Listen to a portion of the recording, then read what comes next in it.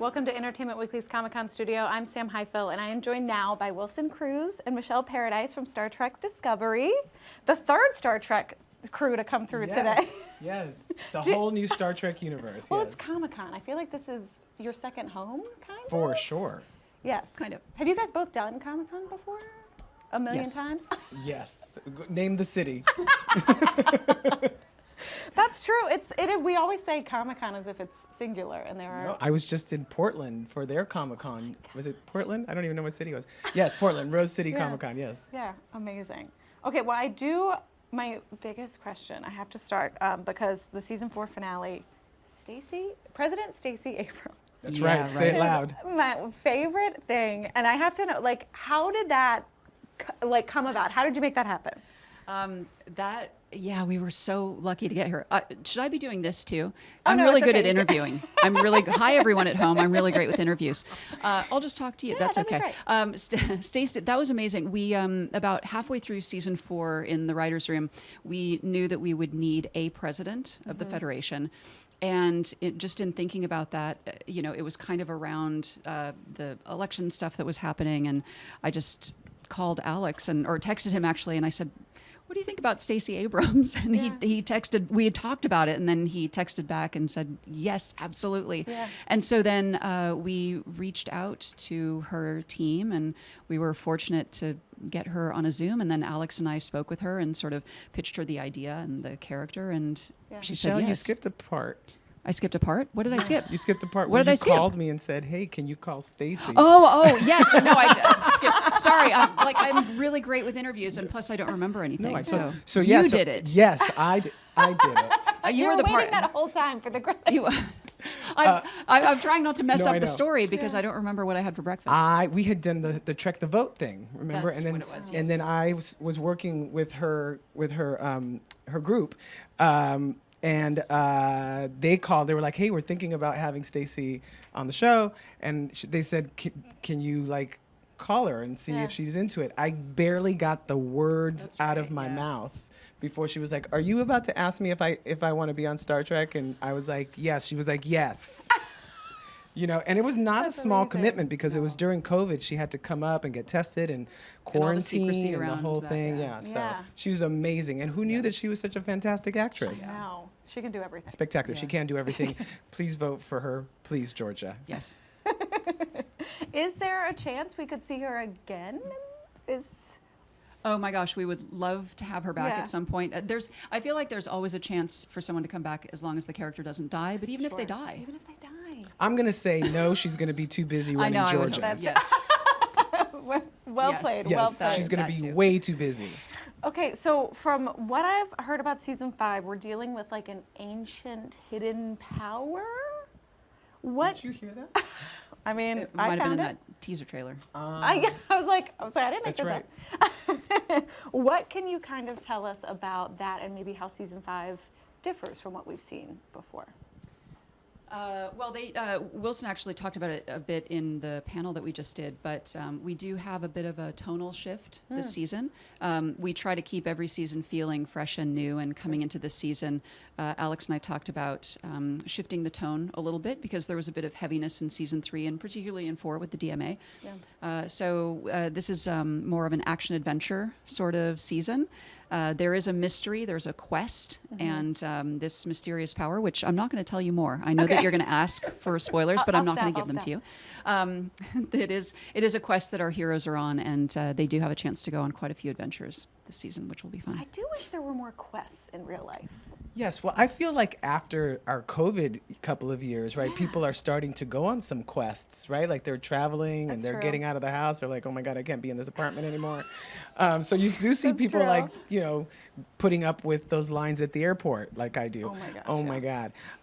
But yeah, I mean, I think what's beautiful about the season is that it gives us another opportunity to come together as this team that we've developed. Yeah. And everybody has to bring their A game in order to solve this mystery. And I think I can say this. We get to travel a lot more through the galaxy and the universe and go to places we've never seen before. And it's exciting. And in terms of Dr. Culber, just, he continues to ask these really big questions.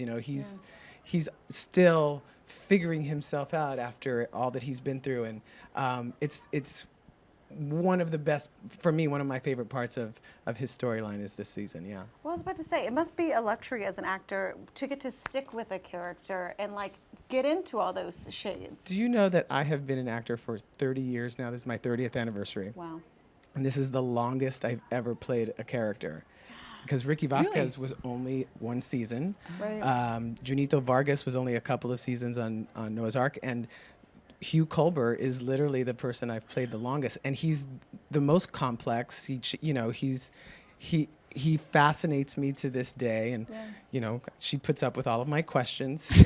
I call her at the beginning of the season, like, where are we going? What's happening? How are we doing this? Yeah. But I'm just endlessly fascinated with someone who has the opportunity to reinvent himself after a very traumatic experience, and trying to decide what works for him, what doesn't work for him, how he's different, what this relationship is because of everything that's happened to him. It's just endlessly fascinating. Yeah.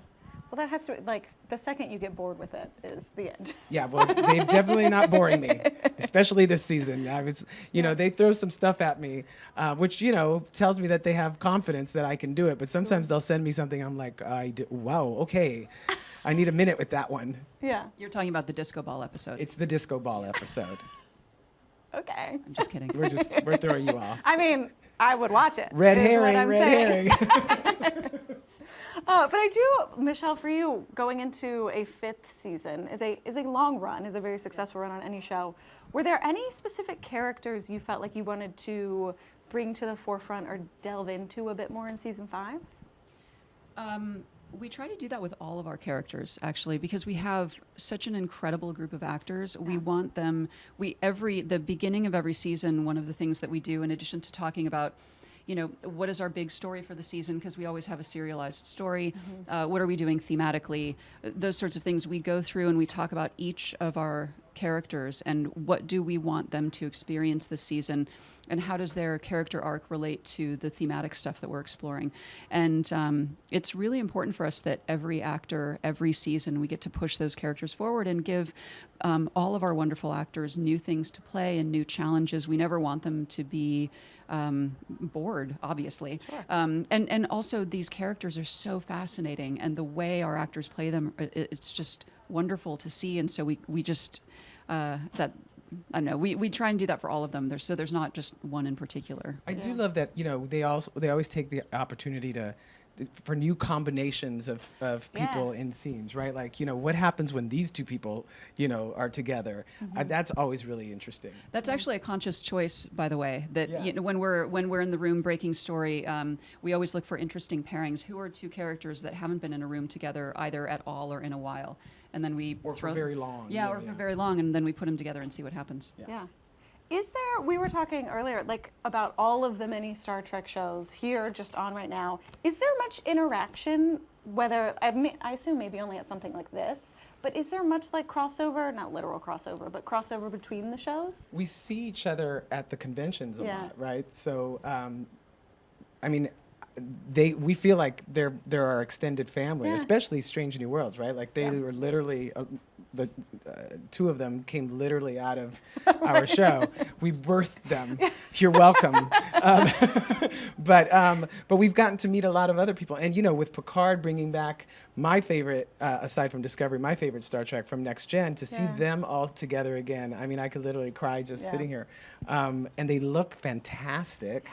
And they're all bringing their A game. So it's going to be exciting to watch that. But it's a huge family. It really is. I know that sounds corny, but it really is. Oh, yeah. And it's also, I think, known to be like one of the nicest fandoms. Like, it's garnered that reputation. And I imagine, like, have you all ever had an unpleasant interaction with a fan?